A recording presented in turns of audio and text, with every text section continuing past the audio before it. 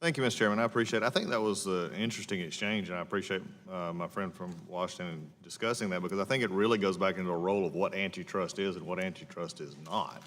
And I think, Ms. McSweeney, your answer there really sort of gave an interesting insight into why I think this committee is so relevant, not only in this discussion, but other discussions that we can have in this, because the question really becomes in a certain situation is what are we using antitrust for? Are we trying to go out of everything and that FCC already currently can do, and others, are we trying to expand it, or are we simply trying to look at it from a perspective of what the big debate has become is what is this role of antitrust? Is it to solve all these ills of big companies and little companies, or is it to make sure that there's a level playing field, that there's access to markets, there's access to, which is traditional antitrust.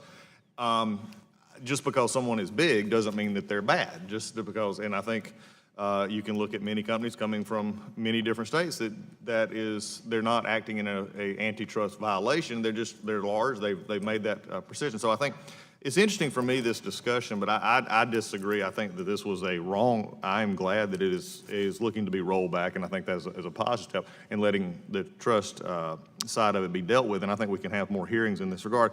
But Chairman, I do have a question for you, Madam, is when we've talked about this before, but under the FCC's open internet order, paid prioritization is prohibited per se. In the sense, it said, would you consider paid prioritization to be a vertical restraint in the context of antitrust law? Paid prioritization certainly is a vertical restraint, but that doesn't mean that it's anti-competitive or makes consumers or competition worse off. Okay, and I say, how well situated would you be as FTC, if we're dealing with strictly antitrust here, FTC, to analyze vertical restraints and their impact on this in this environment? I think we're very well positioned, and I actually want to bring the committee's attention to recent cases that the FTC has brought against companies that have foreclosed rival content in a way that's hurt competition. So we had the RealComp case from 2009 and a recent case against 1-800-CONTACTS, which I won't say any more about because it will be appealed to the commission. But it is an area foreclosing rival content in a way that's anti-competitive that we have brought action, and we certainly have the tools to continue. Yeah, and well, I think in expanding that out for just a minute, and I think I've heard from others, and I've read your opinions, what would be the long-term effects of an ex ante or per se prohibition on this paid prioritization? My concern is that the long-term effects is to stifle innovation. We don't know what new technologies might be out there, and as we move to a world of the Internet of Things with so many connected devices, the ability to transmit some of that traffic in a way that has prioritization may be enormously beneficial when you think about things like connected cars or telemedicine. So my concern is about freezing the internet to the way it looks today. And as we go back to the 2007 report, one of the biggest changes we've seen is the explosion of mobile internet access. Well, and I think that one of the things in following up on it, that really where we've gotten to in the internet today has been because there has been that freedom. There has been that to work within a current system as we go forward. Ms. McSweeney, I just do have one question. It is my understanding you've testified that you support the open internet order as it is, correct? With including its ex ante per se prohibition on paid prioritization. Is that correct? Yes, that's correct.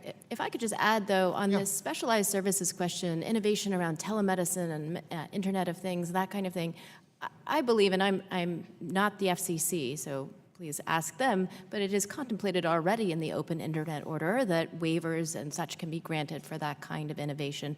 So I don't see this order as foreclosing that at all. Okay. Well, if similar circumstances, just going off this in a different aspect of the internet ecosystem from your perspective, would you support, it's like including edge providers support an ex ante regulation there is, as well as relying on market forces and antitrust enforcement? Would that be something, again, taking it to that? Well, I think it's a really interesting question. Many are arguing that the ISPs should have the same set of rules as edge technology companies, especially the very, very large platforms that are having a huge impact on the marketplace, but also in our daily lives. And I think one of the really important questions here is what are those impacts?